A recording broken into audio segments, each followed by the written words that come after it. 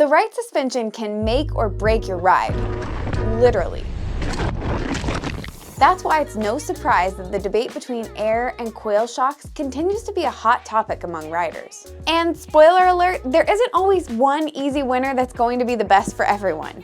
So in this video, we're going to unpack the mechanics, trail feel, benefits, and trade-offs of each type to help you get the right setup for your bike and riding style. But before we do that, let me know in the comments right now what you prefer, the air shock or team coil. Up first, let's take a look at the air shocks, which are by and large the most common choice for XC, trail, and even enduro bikes. Let's start with a quick overview of how they work. Air shocks use compressed air as the spring mechanism, housed in a sealed chamber. The further you compress the air, the more resistance the air in the chamber pushes back with.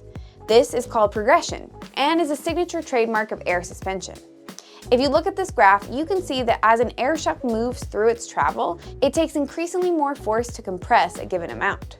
The progressive nature of air shocks can be fine-tuned using volume spacers, which alter the size of the air chamber and how much the shock progresses or ramps up during compression. When you use a shock pump, you're adding air, which increases the spring rate, the shock's resistance to compression.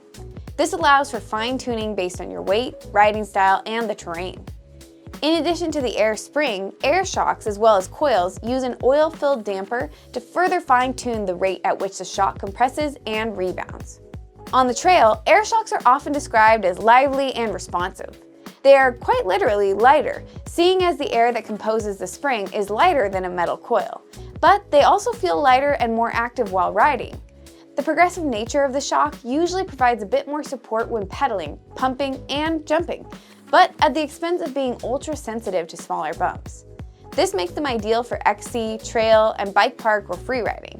So now that we've laid a general understanding of what air shocks are and how they feel to ride, let's talk about some of the pros and cons. Now, as I mentioned already, the air shocks are prized for their lightweight construction, which makes them a top choice for riders who prioritize efficiency on climbs and long rides. Additionally, air shocks are highly adjustable. Riders can fine-tune the air pressure using a shock pump to match their body weight and riding style. This adjustability allows for easy optimization of sag and spring rate without the need for swapping out parts. On the trail, their progressive spring curve provides excellent resistance to bottoming out during big impacts, such as jumps or drops. However, air shocks are not without their drawbacks. One of the major drawbacks to an air shock is their relative lack of plushness on smaller bumps, where the initial resistance of the air spring can result in a harder ride compared to coil shocks. They also require regular maintenance, as the seals and air chamber need to remain airtight to avoid performance degradation. Air shocks can also be sensitive to heat buildup during long descents, which can affect their performance slightly, although modern designs have mitigated this issue to some extent. Next up, let's talk coils, which, as the name might suggest, use a literal metal spring that compresses when a force is applied. One key aspect of coil shocks is the spring rate, which is measured in pounds per inch. This indicates the amount of force needed to compress the spring by 1 inch. For example, a 400-pound shock requires 400 pounds of pressure for each inch of travel. So 400 pounds for the 1 inch of travel, 800 pounds for 2, etc. Choosing the correct spring rate is crucial because it directly affects how the suspension responds to rider weight and terrain. For example, a rider using a spring with too low of a rate may experience excessive sag or bottoming out, while an overly stiff spring can lead to a harsh ride. Unlike air shocks, which rely on compressed air, the coil's resistance is constant and linear. This means the force required to compress the shock remains consistent throughout its travel. On top of this, unlike air springs that slide a shaft through various seals, coils have no inherent friction to overcome. Collectively, the consistent spring rate and lack of friction gives coils their trademark plush feel, especially over small bumps. This attribute is one of the biggest reasons why people choose to ride coils over air shocks. Unsurprisingly then, coil shocks excel at providing traction and stability. Because they don't have the progressive ramp-up of air shocks, they feel incredibly smooth and predictable on technical descents. People often describe coil shocks as having a glued-to-the-ground type feel, which again makes them perfect for those riders looking to take on some gnarlier terrain, but can make it harder for beginners to jump or maneuver the bike.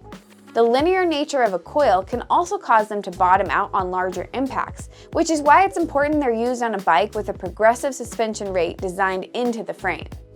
So now it's time for some Coil pros and cons. And like I've already alluded to, the Coil is known for its plushness and consistency on the trail. Coil shocks are also more durable and resilient in extreme conditions, requiring less maintenance than air shocks.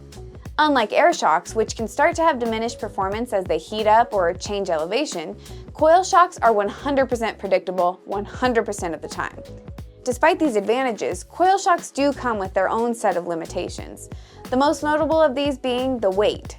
Additionally, that nice supple sensitivity at the top of the suspension often makes for a bit less efficiency while pedaling. Another drawback is their lack of on-the-fly adjustability compared to air shocks.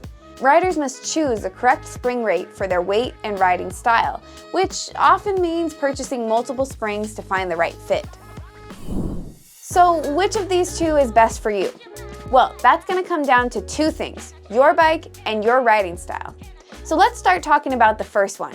Not all frames are designed to work with coil shocks due to differences in leverage ratios and travel characteristics. Bikes with progressive curves are generally better suited for coil shocks, as these designs complement the consistent spring rate of the coil. Another consideration is the physical size of the shock. Coil shocks tend to be bulkier, and not all frames have enough clearance to accommodate them. One bike that we sell here at BikesOnline that is a great contender for the coil swap is our Polygon Colossus, and many members of the BikesOnline racing team, as well as some of Polygon's top pro riders, choose to set their bike up this way. Assuming your bike is compatible, the next question we have to ask ourselves is which design, air or coil, is more suited to your terrain and riding style. Let's take a moment to run through some hypothetical riders to give a better example. First up, we have Bella. Bella enjoys a mix of climbing, flow trails, and the occasional technical descent. She prioritizes a lightweight setup to make ascents easier and wants a shock that's versatile enough for varied terrain. For Bella, an air shock is the clear winner. Its lightweight design helps minimize bike weight for climbs, and the adjustability allows her to fine-tune the shock to handle everything from smooth XC trails to chunky enduro lines, perfect for an all-arounder. Next, we have Chris.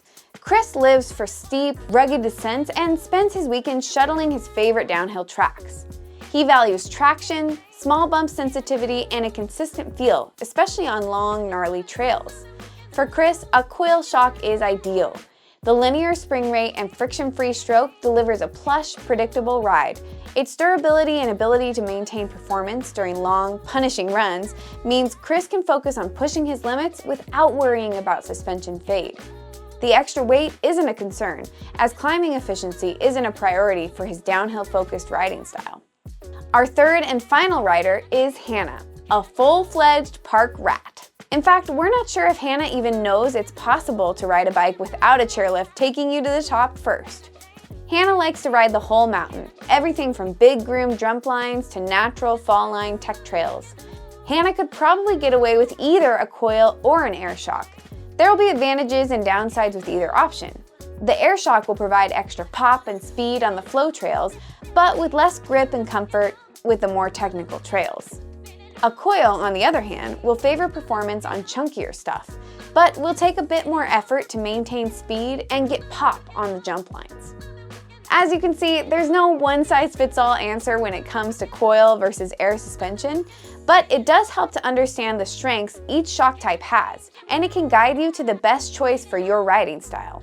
Whether it's the adjustability and weight savings of an air shock or the durability and plushness of a coil shock, the right suspension will enhance your experience on the trail. So, if you have any questions about which type of shock might be best for you and your ride, drop me a comment below where I'll be sure to get you an answer. And while you're down there, like and subscribe to BikesOnline channel where I'll be hanging out. After you've done that, get out there, grab your bike with whatever type of suspension it has, and get gripping.